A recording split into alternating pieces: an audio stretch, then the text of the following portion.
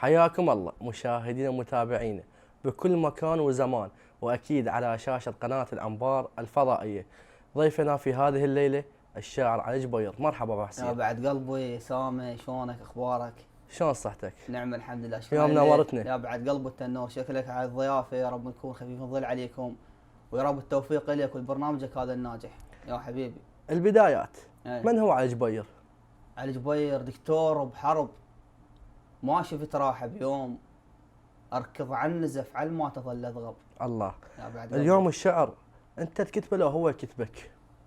الشعر حمال اوجه بدايه، تجي فترات مثل ما قلت تكتب الشعر، ومرات المواقف مرات تنعاد بك تحس الشعر ويكتبك. موقف صار وياك وكتبت عليه اول قصيده؟ سقراط اعتقد يقول اذا لامس قلب الحب الانسان اصبح شاعرا. فاول سبب كتابه الشعر والحب. الحب. اي. بقى وياك الحب لو لا كان الحب يعني فتره معينه، وكان الحب من طرف واحد، وما اعرف متى الوضعيه، بس كانت هي بعد من محاسنها صار الشاعر قمت اكتب. شنو كان شعورك في كتابه اول قصيده الك؟ والله شعور يعني ما ينوصف، يعني شعور افتخار مثل ما تقول، اعتزاز بالنفس. حسيتك شيء جديد بحياتك، حسيت تعبر عن شيء بداخلك. طفولتك شلون كانت؟ حلوه سيئه؟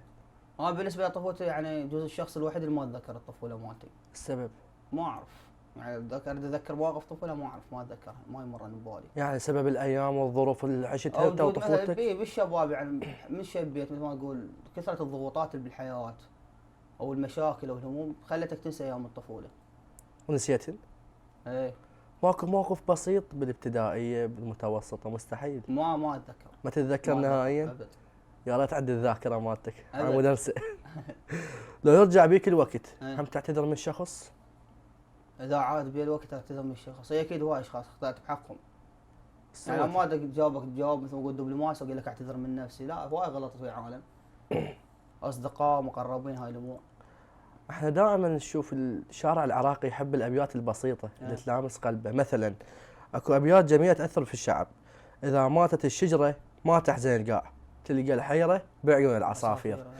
مثلا اشيلك من خيالي وترد مثل الشيب، تعبت وياك كل ما تنشلع تكبر. الله. ومثلا منو يلحق على البيه، ترى الملويه موش بقدي ملويه.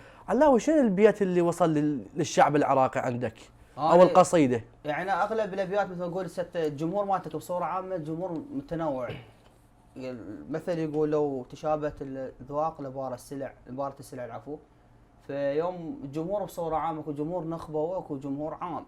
نعم. بس انا احس البيت الاكثر انتشارا اللي اذا تحب اقرا لك البيت او مثل مقطوعه من القصيده ذاك. لا تقرا لها مقطوعه كامله. يقول يصلبون ايش كثر بس عايش التقويم، وانا سنين الحزن ما اشكي من عدهن، رايك فلا يركد رجفة الشياب، جفوف الفركن فانوس ما ردهن، رجل تابوت عمرك ما مشت فد يوم، وعلى شتاف اللي يشيلك قايم تمدهن. الله. مثل نومة صبح قطعة رزق وياك، اذا مر الصبح لو فات موعدهن، وما هماني كل شو ما اهم بيك، مثل نومة خبل تتقلب انت شبيك، وانا سقف القبر من العرف مبيوس، تربة الجامع انت هواي باسوا بيك. هاي البيت يعني اكثر انتشارا، تربة الجامع انت هواي باسوا بيك.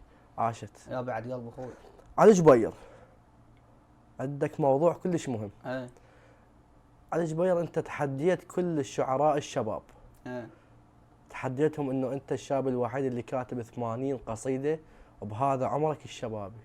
شنو ردك على هذا الموضوع؟ هو مو نوع تحدي، بس مرات نوع افتخار او اعتزاز بالنفس او بهذا المجال، بس ما صار مثل تصريح مثلا معلن عليه، بس يعني شلون بقعداتنا الخاصه نوب نوب سالنا واحد قال كم قصيده كاتب، والقصيده يعني الشاعر مثل ما اقول يمرن عليه مثل 10 سنوات او 5 سنوات من حياته، مثل تلقى انتاجه 15 قصيده. قلت له الحمد لله فضل رب العالمين ب 8 قصيده و8 قصيده ينقرن يعني. انقرن كلهم؟ لا يعني اقول لك ينقرن يعني عوفات على حيل من هذا الباب، بس ممكن ينقرن لا، وانا قصايد حتى ما حافظهن. يعني بس موجودات بالدفتر، ذاك اليوم حتى الولد موجودين يم بالبيت قرأوا الدفتر 80 قصيده. على وجد عمرك؟ انا عمري 28 سنه. 28 سنه. كاتب 80 قصيده؟ 80 قصيده. تتحدى كل الشباب؟ مو اتحدى، لا بالعكس، يعني انت مرات اكو قصيده وحده الشاعر غيرك مثل ما تقول تعادل 10 قصايد عندك، يعني هو هذا الشيء الموجود. يعني عندك هوايه اسمها حلوه مثل ما تقول شاب قصيده واحده جزء تتمنى انت كاتب تتمنى الجزء الثالث كله مقابل هالقصيده الوحده. الحب فهي عفوا قاطعك، لا بالنوعيه لا بالكثره. نعم أي. صح. والله يوفقك اكيد يا ان بعد شاء الله دوب يوفقك صار بالنجوميه طيب. والتنجم ان تقول شاء وجهك الله. يا حبيبي. الحب والفراغ يمكن اكثر شغلتين تخلي قلم الشاعر يكتب. صح. اقرا لنا شيء كتبته عن الفراغ. هو راح اقرا لك قصيده حماله توجيه تحكي عن الحب والفراق بنفس الوقت. تقول الحب مثل الدفن يراد لاستعجال، وانت بجيتك كان واحد تعذب، مناوش من تجي كأنك فلوسك صاد. مناوش متجي. الحب مثل الدفن يراد لاستعجال، وانت بجيتك كان واحد تعذب، مناوش من تجي كأنك فلوسك صاد. نصك يم باق ونصك مكلب، مثل شعر العبد ما ينعدل مجراك، وعواجك مثل كسرة بقصة مغنتب، يفترش كثر شمتيه الفرجال، على روحه ومن يدور سوالفه تعجب، عباية الزاهد انت مفتك بكل صوب، ورغم البيك احبك يا ما تعرف تحب، بفرد عينه واصد لك وانا مو قرصان، اكابر من احب بس قلبي يتعذب، ومثل جدوى الحزن وبكل مكان القاه، وانا بديرة فقر والعوز حد اللب، اش كبر حلقه القبر بس ما نعد حتشاي، الميت شي سكت بطرافه ويكلب. الله سلامتك يا الله. حبيبي سامع. مرات الشاعر يصير بموقف او حاله تكون قدامه نعم. تستفز ما بداخله وتخليه يكتب. شنو هذا الموقف اللي صار مقابلك؟ والله يا استاذ يعني عده مواقف اللي هي يعني اذا واحد يذكرهن هن كلهن يراد لك بعد حلقتين فوق هاي الحلقه. يعني مو من باب يعني تكبر وهاي الامور، بس قلت لك يعني اخذت لي فتره من الفترات يعني اغلب قصائدي بس قصص. اعطيني قصه. اعطيك قصه واحده من عنده، وهي اقرب مثل ما تقول للعالم، وكو قصص مرات يحل المشاكل وكو قصص مقاربه للعالم. نعم. اي. فاكو شاب يحب لبنيه. نعم. تقدم راد يخطبها فبالبنيه رفض بسبب الفقر مالته. بس ما قال له انت فقير ما نعطيك، قال له الحين منطل الغربه. نعم. جاوب الشاب قال له شنو قطعه قبور وبس قرابه وياك؟ الله الله. شنو قطعه قبور وبس قرابه وياك؟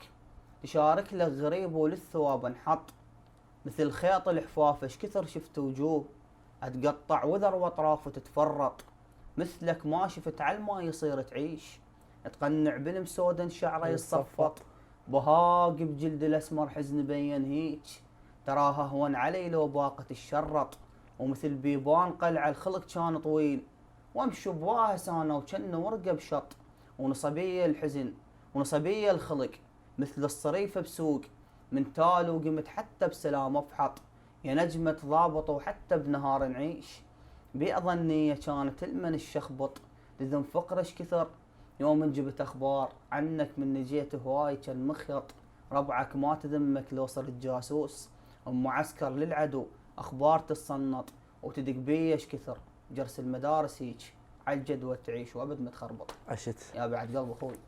اليوم الناس تشوف الشعر موهبه، وناس تشوفه فن، وناس تشوفه صار ترند. نعم. شو تجاوب انت؟ شنو ردك على هذا السؤال؟ والله اللي يشوفه ترند الشعر هو هذا من حق الشاعر يصير يعني مثل ما اقول يوصل ويصير ترند ومشهور، بس اللي يركض على قولة الشاعر مهند حمود يقول يطارد الشهرة يطرد الاستهلاك. اليوم اكو عالم مثل ما اقول طارد بس مجرد الشهرة، ما تقدم فد مادة تبقى، وهواي شفنا شعراء بالوسط ركضوا ورا الشهرة وصلوا للنجومية. هي مو الصعوبة توصل للنجوم، بس الصعوبة تحافظ على مكانك بالنجومية. نعم. وهواي اكو عالم مثل قصائد وقتية مجرد تتعب بيها بس مجرد اسبوع شهر تطفى، لازم تكتب غيرها. هو قلت لك على جواب مهند حمود طارد الشهرة طارد الاستهلاك. بالعكس هو الشعر ذات تجي له من غير باب، يعني اكثر من مجال بي، اكثر من وضعيه بي، تقدر واحد البشر يستغله، متنفس، شعر متنفس للشاعر. اكو مرات اكو واحد ما يقدر يعبر عن اللي بداخله، كتبه بالشعر. كتبه بالشعر. علي جبير. نعم. 3 أشياء تحبها بداخلك بعيدا عن الشعر. يعني قصدك مواهب او اطباع؟ اطباع. اضحك هواي انا. هواي تضحك. هواي اضحك. وداخلك هم يضحك لا مكسور؟ والله نوعا ما. نوعا ما. نوعا ما اي، بس يعني ضحكتك كذابيه. مو نقول كذابيه، بس يعني واحد مرات يلطف الجو والمقابل، يعني مرات تشوف عالم 24 ساعه مثل ما نقول مغنتبه، حتى انت من يشوفه الله يسده بوجهه. تضحك بالكذب هيك المصور قال؟ اي. باي وحده من عندك. افعال الشخص تغير مكانته عندك لو لا؟ واكو طبعاً عالم أكيد. تغيروا مكانتهم عندك علي جبير؟ طبعا اكيد. يوم نور اللام يقول كل شيء يموت بس الموقف يعيش. يوم الموقف له دور، افعال المقابل له دور. تغيروا هواي عالم علام. هواي عالم تغيرت. انت شوف انت اذا صرت مثل ما نقول منصب معين، يوم سام اعلامي ومعروف والعالم تعرفه، الله يعزك. سامي ما تعرف صديقك من عدوك، اكو عالم تجيك تقرب عليك على مود مصلحه، على مود على قولته هن على مود دبقه وهاي الامور. فقلت لك عالم اشكال. الله يبعدنا وتوقعت عنهم. بعد- امين يا بس مرات يفيدون يعني، شلون؟ والله يفيدون. بيمن؟ يفيدون تضحك عليهم. والحسينات تفتر روحته.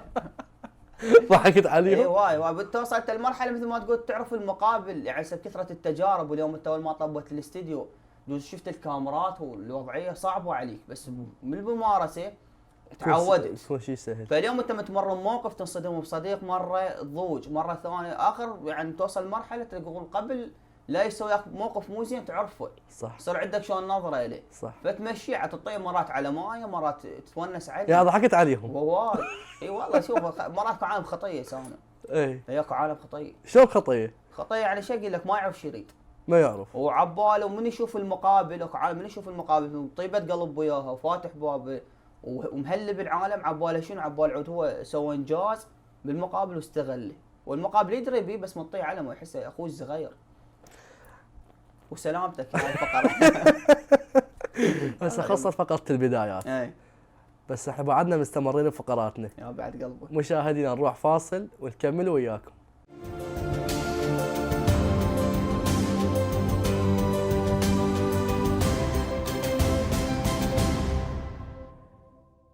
حياكم الله مشاهدينا المتابعين، وعدنا اليكم من جديد فقرة شو رايك؟ يا بعد قلبه يا سامي. لا وهذا عندنا موضوعين. نعم. ناخذ رايك بينه وحق الرد مكفول على كل كلامك. اول موضوع المنتديات، اضافه للشعر الشعبي ام لا؟ اخذ راحتي عن الوقت بالاجابه. اخذ راحتك. تمام. المنتديات بصوره عامه حماله اوجه مثل ما قلنا بالبدايه، انه بيها شغله سلبيه او ايجابيه بكثرتهن. يوم الشغله الايجابيه مثل ما تقدر تقول تصدر اكثر من شاعر او اكثر من قصيده. يعني اليوم خلينا نتكلم عن منتدى الشعر مثلا، اضرب مثال به. منتدى الشعر مثل اكثر من 20 شاعر اليوم بي، ومسيته بالشهر مره واحده، وانه حق صعد 4 شعراء. فانت اذا اكثر من منتدى الشاعر يتلقى فرصته اكثر من مره. هاي الشيء الايجابي. اما الشيء السلبي بها هي القراءات والصعود بالمنتدى. مرات يصدرون قصائد مو صحيح. صالحه تنقرا ابد. اي هذا هذا رد. الشيء الايجابي والسلبي بالمنتديات. زين سؤال، نعم. رتب لي بالتسلسل نعم. من الافضل الى الاسوأ. تمام. منتدى النخله، نعم. راد ابو فتيان، نعم. منتدى التراث، منتدى الشعله، ومنتدى ثامن عجيب. والله تحياتي كل المنتديات اللي ذكرتها. نعم. اي بس يعني اليوم يعني اسولف لك سالفه. اليوم انا كمسؤول عن منتدى الشعر، اليوم اي واحد مسؤول على شغله يقول انا الاول او انا الاحسن وهاي الامور. نعم. فالمنتديات كلها فعاله هاي.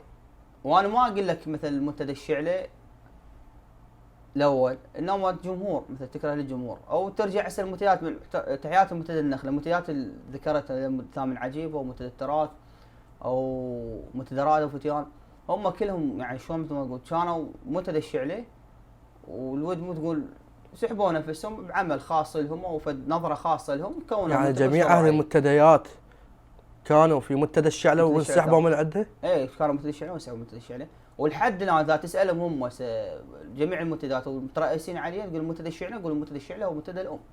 رتب لي بالتسلسل. انا ما اقدر اترتب. لازم صراحة ترتب. لا صراحه ما اقدر ارتب. يعني هذا السؤال يوجه مثل ما تقول لجمهور الشعر الشعبي الموجود المطلع على المنتديات ويقدر يجاوبك على هاي الشيء. خلصنا من الموضوع الاول. الموضوع الثاني هم حق الرد مكفول عليه. تمام.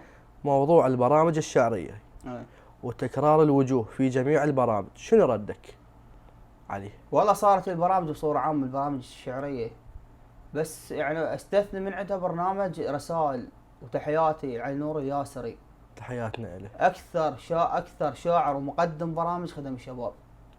الشعراء الشباب. نعم. من حيث شنو ما كرر، وما مثلا صارت دعوته على مود مشاهدات او تدعي فلان شاعر نجم وكرر الوجه، لا، دعا شاعر شاب وخدمه. ومن خلال برنامج رسائل، اغلب البرامج مثل ما قامت تدعي، اغلب من برامج رسائل الشاعر وصل. وهسه حاليا عن برامج رسائل متابعين الذائقه المهمه بالشو اسمه بالوسط. انما بقيه البرامج صار بها تكرار، يعني احد البرامج سوى له تقريبا موسمين او 3 نفس الوجوه نفس الوضعيه. شو سويت انت؟ ما ضف شيء، يعني مجرد الشاعر نفسه راح يلقي لك الحوار نفسه ويقرا لك احتمال عنده جديد او ما عنده جديد. يعني بين قوسين كسب مشاهدات فقط. اي هسه احنا نقول حقه ومو حقه مقدم البرامج، حقه مني انا حق لك انا دا اطش البرنامج مالتي، هاي الطشه الاخيره يعني مفرد العفو الا خير مستخدميها.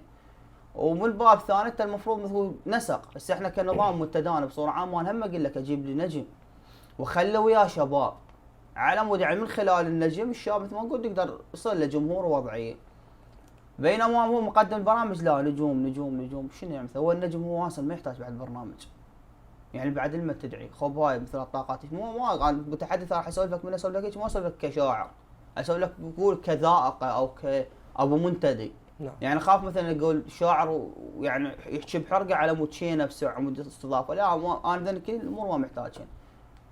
فبس اسولف لك يعني سامع شعراء شباب تستحق وياي بالمنتدى وغير المنتدى وهاي الامور، شعراء شباب تستحق برامج وتستحق توصل للنجوميه. قبل فتره شفنا الزميل مهند العزاوي استضاف الاعلاميه الزميله فاطمه قيدار.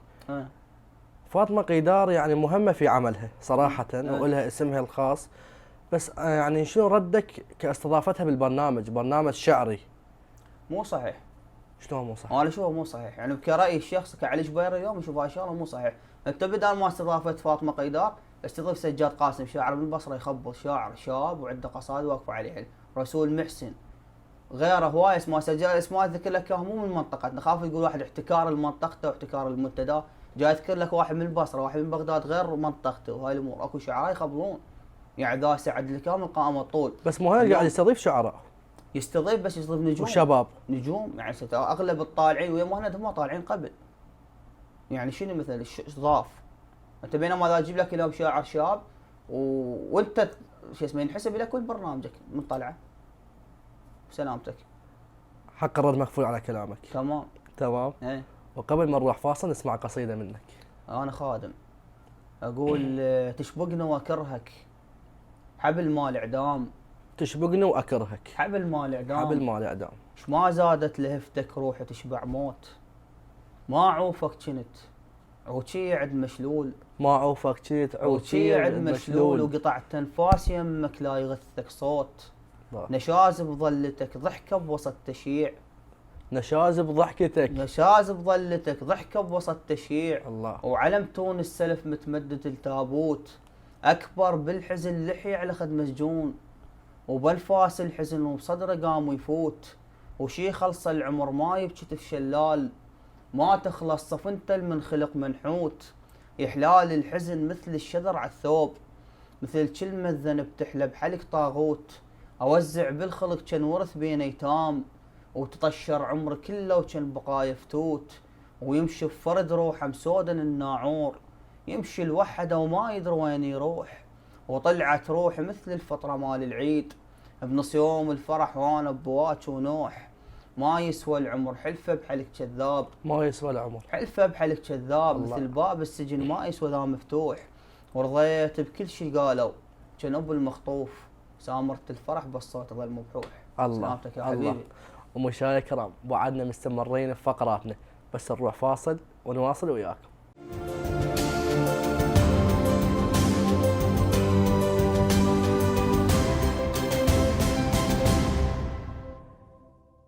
مشاهدينا الكرام وعدنا اليكم من فاصل الفقره. السؤال السريع. تمام. ايش وقت تجي لعلي جبير حاله الالهام الشعريه؟ هي موجوده بكل وقت، بس اكثر شيء يعني فصل الشتاء ليلا صار غزاره بالكتابه. اي نقول لك ليش الشتاء طويل. اي والاجواء الوضعيه مال البروده والمطر وهاي الامور هاي. ما تحب تكتب بالصيف حاره؟ مبرد قابل. يا بس اكثر يعني الليل طويل مال الشتاء وقاعده حلوه قاعده شاعريه تصير. شنو الاماكن اللي تحب تكتب بيها الشعر؟ هو دائما يعني تدري تبيه بالاستقبال مالتنا عند بيتنا خاص. ببيتكم. ويكون هدوء مثلا يمي. اكمل العناوين التاليه. تمام. قصيده تعبتك لغايه العفو ما كملتها. انا الحمد لله فضل الله وهديت، يعني ما قصيده تعبتني. ماكو. يعني أنا مرات القصيده احب اكملها بيوم اكملها بيوم، احب بشهر اكملها بشهر. لا واحسك مغرور. لا مو غرور هذا، لا هذا غرور. لا مرات اعتزاز بالنفس مو غرور يسمونه. اعتزاز بالعكس بالنفس. اي تدعوك كل زين خارج الكاميرا يعني شوي. قصيدة تمنيت لو انت اللي كنت كاتبها علما. والله انا قصايد هواي بس يعني وحدة اثرت بيك قلت تمنيت لو انا كاتبها. اي للكبير الراحل كاظم خبط، يما ذول اهل القصر ما لاعبوني. يما من شافوني جيت تنادسوا واستغربوني. يما قالوا هذا ابن الصريفه وعيروني. يما قالوا هذا ابن الفقير وشتموني. يما شاهي الصريفه شو مسوي من نجله بقلبهم. يما شاهي الصريفه ايش ماخذه وخايف قصرهم. والله. يما لعابات عندهم ما ادري شنهي، وانا لعابات طين. يما دين الفقره متعب خلني بدله بغير دين.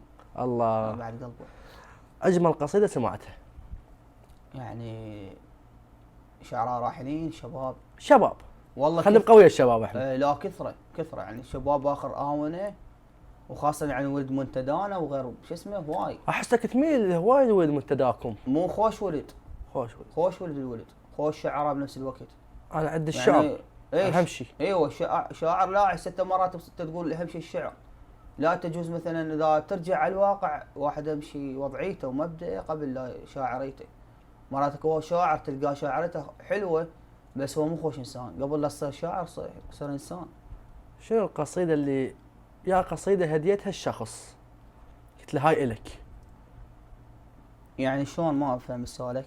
قصيدة انت كاتبها اعطيتها الشاعر. يعني شاعر قراها هو وقال قراها، مالتي؟ نعم. انا قبل يعني بصراحه قبل 3 سنوات كتبت مطلع مال قصيده ونشرتها على الفيسبوك. فبالي شاعر من احد المحافظات قال البيت عجبني هو شاعر. شو البيت؟ ما اذكره ما تذكره. إيه ما اقدر اذكره، يعني واحد من باب شنو واحد يطشي ويمن بي، ما ارده من بي لين ما راح اذكر لك بالوضع، بس راح اذكر لك الحادثه. فقلت له قصيده كامله، قال اريتها بهاي العباره. قلت له لك اعطيتها له وقراها وصعد هاي الامور. بس هذا الشخص لاكو غير شخص؟ لا ماكو غير شخص ابد، بس هاي الحادثه الوحيده. وبعدين مثل ما اقول حسيت احساس راح لغيري، ربما تضوج ربما وضعيه طبيعيه. بس انا عصفور قلت لك وبعد الشخص الثاني عنده قصيدتك. لا ابد، يعني انت يوم تباعي لها من الباب مثل يوم اسامه نفترض تشاعر واعطيك قصيده وتقراها انت راح تنظر، او كذلك اسامه يطلع على جبال راح ينظر. شلون تعبر؟ شلون تعبر عن كلمه احبك للشخص بدون ما تقول له اياه؟ انا من نوع خجل، يعني وهذا الخجل مالتي يعني هواي خسرت شغلات بحياتي. يعني يقولون ان التردد مقبره الفرس، مرات التردد صدق مقبره الفرس. بس ما تقدر تقول من الباب ثاني، مثلا من باب اهتمام وهاي الامور. اوكي. اشيل الشعور حب من طرف واحد؟ اي اكيد، وهذا اول ما ذكرناه بالبرنامج، قلت لك مريت بمرحله حب من طرف واحد، وهذا الحب الاول اعتقد والاخير. شنو الشيء اللي يخليك تتهرب من الشخص؟ تهرب منه من اي ناحيه؟ تبتعد عنه؟ ابتعد عنه، مو تهرب، ممنوع ما تهرب، بس كابتعاد اذا شفت توصل للمرحله ميؤوس منها. ميؤوس منها. اي حتى لو كان مقرب علي اكثر من مره، اعطيه اكثر من فرصه بعدين اشطبه. شعور تتمنى ما حد يجربه انت عشته؟ والله الفقدان بصوره عامه، ما اعتقد واحد ما فاقد عزيز عليه. يعني مو اقول انا حال البقيه، واغلب احنا الشعب العراقي تلقى كل بيت الماء مفتقد، اخوه تلقى مفتقد صاحبه، مفتقد ابوه، مفتقد امه. ورحمه الخلود لوالدك يعني. اشكرك رحم الله والديك. طيب فقلت لك كلها مرينا بهاي المراحل. باي عمر حسيت نفسك نضجت؟ والله بفتره تقريبا فتره الكليه، اول ما دخلت الجامعه فشفت هواي شغلات ما تتقبل شايفها بحياتي. اللي هي؟ ايوه مثل مواقف مرت مثل بيك وهاي الامور، فتحسك او علاقات مثل صارت بصوره عامه كاصدقاء مثلا من غير مناطق من غير وضعيه، فتعرف يوم بغير منطقه شلون يفكر شلون طبعه شلون وضعيته، فصارت مثل ما تقول هاي النضوج. هسه احنا خلصنا الفقره الثالثه. تمام. بس بعدنا مستمرين بفقراتنا. تمام. بس مشاهدينا نروح فاصل ونكمل وياكم فقراتنا.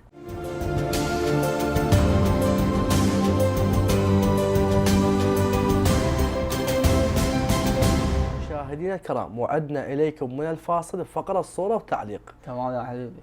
على واحد تظهر لنا الصور على الشاشه اي وتعطيني رايك بالصور وش يعنوا لك، تمام وحق الرد مكفول على كل كلامك. اكيد. صار اعطينا من الصوره. الوالده الله، هاي امي الله يحفظها، رحم الله والديك.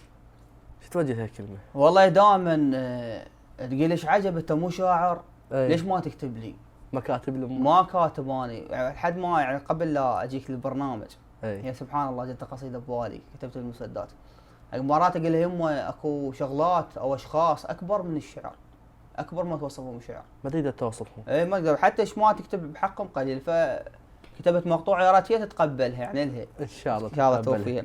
يقول يمه مثل الرزق جنك كنا نتراكض عليك، يمه مثل الرزق جنك كنا نتراكض عليك، ولو مرضت بيوم مره يظل علاج ببوس ايديك.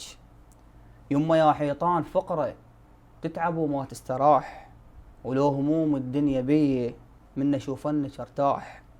يمه ما ننساك مره البدو ما ينسى الاثار، يا الحنانك بينا يفتر من كبار وللصغار، يعتق وما نقدر نذبه كان نهدمل بالحصار. سلامتك يا حبيبي. عشت الله والله الله يخليك الله يطول بعمرها يا بعد عمرك والعمر المديد ان شاء الله. وجهك. وتحياتنا للوالده، وهسه بعد راضيه على الله. علاه ولا ما راضيه علي، وان شاء الله إن شاء الله ترضين ترضيها علي ان شاء الله دنيا واخره ان شاء الله. يا ونعبر بعد على الصوره اللي بعدها، صوره الله. الراحل الكبير المدرسه المرحوم صبيح. سمير هرم صبيح. الشعر المهم سمير صبيح. يعني صراحة هواي عالم من ماتت من العفو متوفى سمير صبيح حست بقيمته، اكو عالم مثلت بهاي الوضعية، بس يعني تحس انت فراغ صار بعيدا عن التمثيل، صار فراغ بصورة عامة بالوسط كله. اي فانا سمير صبيح يعني صراحة ما ملتقي به، نعم ما ملتقي به، يعني هاي مثل ما تقول كانت امنيتي اقعد يم اقرا له. اي بس سبحان الله بعد ما صار هذا الرزق، وفراغه سمير صبيح ماكو، صارت تحس الشعر الشعبي ما بيقاد.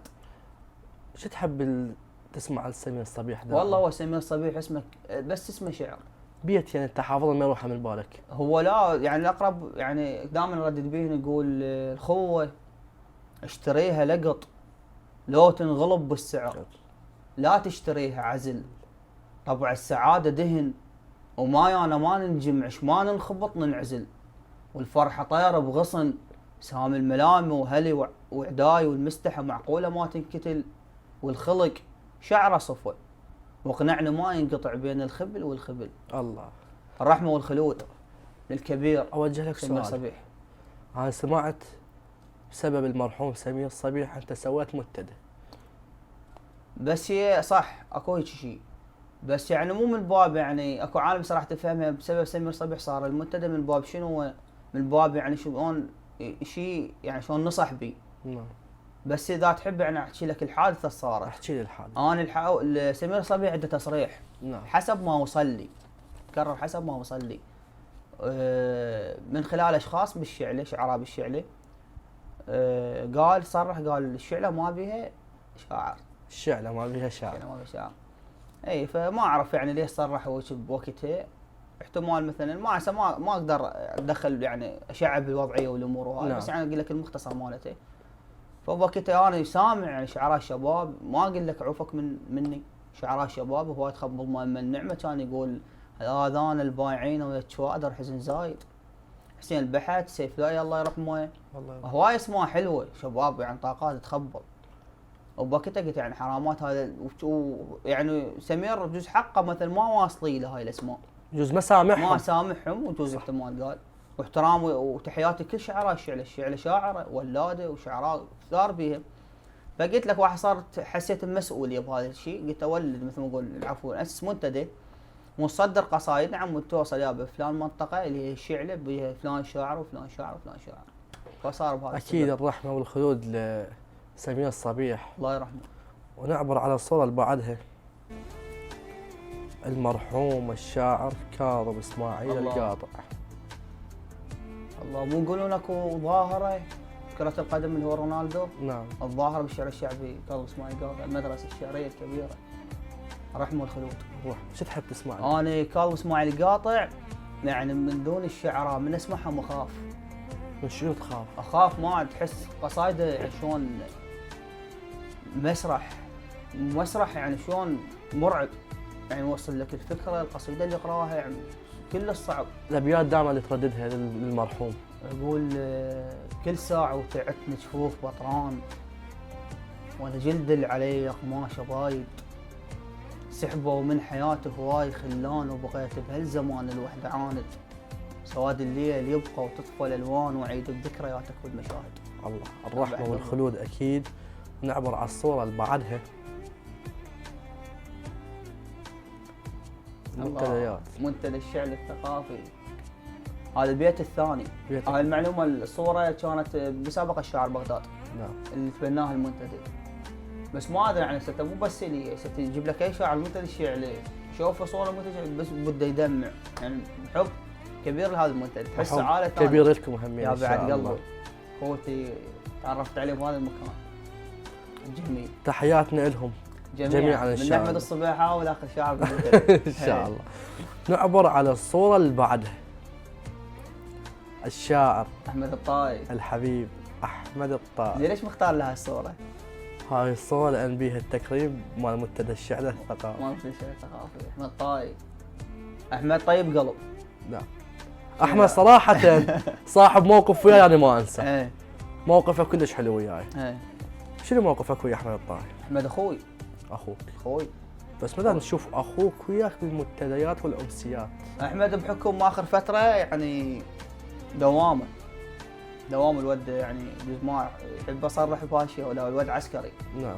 اي دوامه مثل هاي الامور، هو صاحب مسؤوليه اكثر من علي جبير واكثر من غيره، من اكثر من عائله. بس هو يقول اكو خلاف بين علي جبير واحمد الطاي. بالعكس اليوم الشخص مثل ما تقول لخاوي على قول تهني، حتى لو صار مثل ما نقول فجوات بيناتنا بس يبقى صاحب واخوي. هذا انا. اكيد تحياتنا للشاعر الحبيب احمد الطاي. والصورة اللي بعدها المرحوم سيف لوي، شاعر وانسان وضحكه حلوه وكل نبي، يعني احترامي جماعتي والعلاقاتي بحياتي كلهم شكو واحد تعرفت عليه، تحياتي له واحترامي له. علاه وخسرته؟ اي بس ما يعني ما اتذكر يعني مثل ما تقول عاشرت لحد الان، احترامي له جميعا. خاف مثل هذا الموضوع شلون يحز بخاطرهم، لحد الان ما شفت مثل سيف، مثل الاطباع الموجوده، تحسه انسان يعني صدق انسان، يحس بصاحبه قبل لا يحكي له. انكسرت عليه. ما يعني اعظم كسره بحياتي. اعظم كسره بحياتك. ايه ايش كتبت له؟ والله قبل شوي من ذكرت لك موضوع علوم، قلت لك اكو جروح يعني ما تنوصف. صح. تحس تكتب بس يعني تحس جرحك اكبر من هذا الشيء، بس اقرا لك مقطوعه. وتوفى غرقان. قلت له شبكي لك دمع هو انت عايز ماي؟ شبكي لك دمع هو انت عايز ماي؟ الله الله. بس حسرات قاضوا من رحت لسه، قمت بروحي اطعن مثل ساعة ايد، خاطر لا اطيح وبالوجع عنسه، جديدك وين اسمع القبر ما بي صوت. جديدك وين اسمع القبر ما بي صوت. جديدك وين اسمع القبر ما بي صوت. بس اسمك يشيله ومن قطع حسه. والاخر القصيده اعتذر ما اقدر اكملها، خاف يصير غير وضعيات. الرحمه والخلود. شاعر سيف يعني شاعر من الشعراء يعني الطراز الاول يعني برايي، يعني ذات تسمح لي اقرا له مقطوعه هو كاتبها. نعم تفضل. هو يعني القصائد يقول ديره هندس، والولايات القديمه صفت بالخنسه خرايب، وشبابيك اكتسب بيبانها بوجه الشمس ما تستحي، والشفاف تفور وتورث الجقاره وتصعد براسي لحد ما تنطفي، الشراع الله اللي يعينه على الرجيف، القمر طاح وخدش خد الرصيف، طقت السلب العذر لعيون باكر وانا منتظرك مناره، وصفك تجف جنح بليلها الخفاش خرمش كل مراسم الصبح. الرحمه والخلود لروح الطاهر الشاعر. يا بعد قلب رحمه الله. ونعبر على الصوره الاخيره. الشاعر أثير التميمي. تمام. شنو رأيك باللي صار وياه مؤخرا؟ وحق الرد مكفول على كلامك. تمام. صار وياه مؤخرا يستاهله وما يستاهله بنفس الوقت. يستاهله وما يستاهله وما يستاهله. يستاهله. شلون؟ اليوم من باب شنو؟ من باب هو يقول لك هو التفكير اغلب مقدمين البرامج يقول لك خلنا اثير فد وضعيه، يصير الجدل. اثير الجدل على مود انجح برنامج، وهذا الشيء غلط. نعم. اليوم بسبب يعني جزء اسئلته على الجنوب، هسه على الجنوب انا عنده معرفه به شخصيا الرجال، وجاينا المنتدى وقاعد وياه ومو دفاعا عنه، انا ما لي علاقه لو ما خليت شيء، بس كلمه الحق تقال. نعم. على الجنوب انسان فطري يسولفه مثل ما هي السالفه على فطره الولد، وهم مو دفاعا قلت لك على علي الجنوبي. اثير التيم انت تدري الولد هيك وضعيته وطبعه هاي الامور، ليش تستغله؟ اليوم جزء بسبب البرنامج يوم من تقعد بكوفي تطلع لكم مكان سوالف هاي، العالم يدرون بك شاعر، والله الشاعر على مود الموضوع الانثار بس ما اقدر اتلفظ بهاي الالفاظ. نعم. فصارت مثل ما نقول لذقه على الشعراء بسبب هذا التصريح اللي صار بالبرنامج. نعم. وهاي انا احمله مسؤوليته هو. مسؤولية اي مسؤولية اثير التميمي. شنو الخلاف ما بينك وبين اثير التميمي؟ انا ما عندي جزء تقول له على جبرح انت ما يعرفني. نعم. يعني مو اقول لك انا خلاف مثلا انا وياه نفس الجيل او الوضعيه او مثل قاعد اطب، ولا جزء ما تقول لي لو يعرفني ويعرف ما اعرف والله، اذا تقدر او يوصل لقائله جزء يشوفني لو لا. المهم يعني يشوفني من يانا يعني يعرفني لو لا، هذا القصد. بس نوبه من نوبات هي ممكن صارت على التيك توك. اي صاعد هو بث. طب قعدت الصبحيه تقريبا الساعه بالسابعه، انا شغلت قران بالموبايل الثاني وطبيت على التيك توك ويا القران، هو صاعد بث صاعد يحكي له يعني ما ادري فنان ما ادري شنو هو.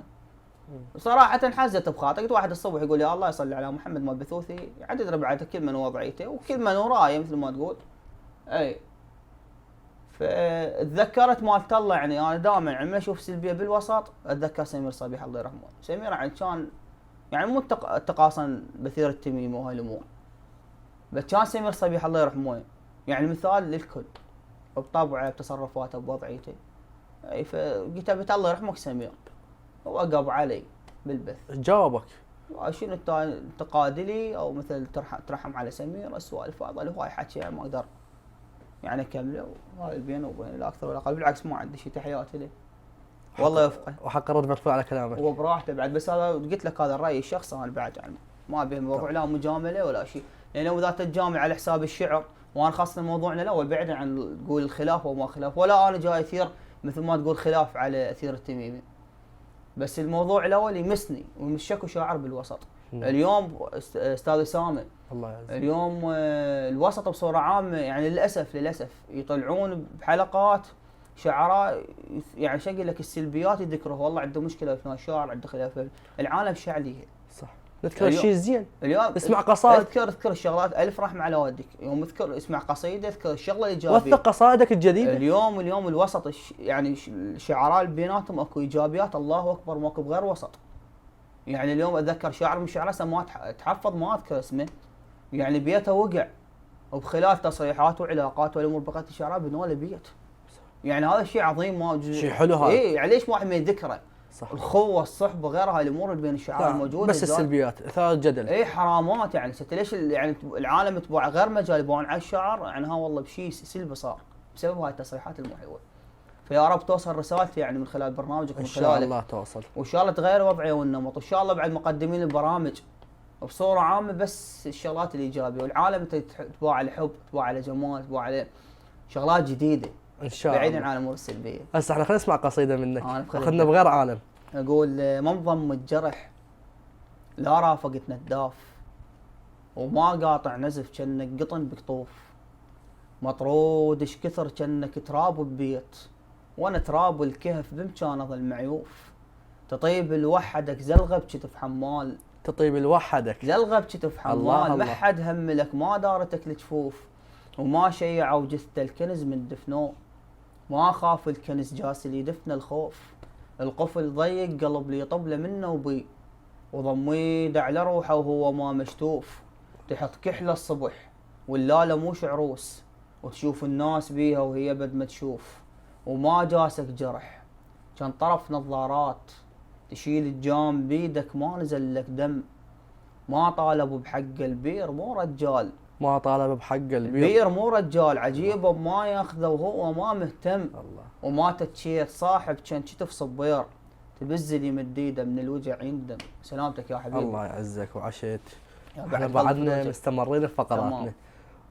راح نوصل اخر فقره، ايه. بس بعدها شنو؟ نروح فاصل ونكمل وياكم.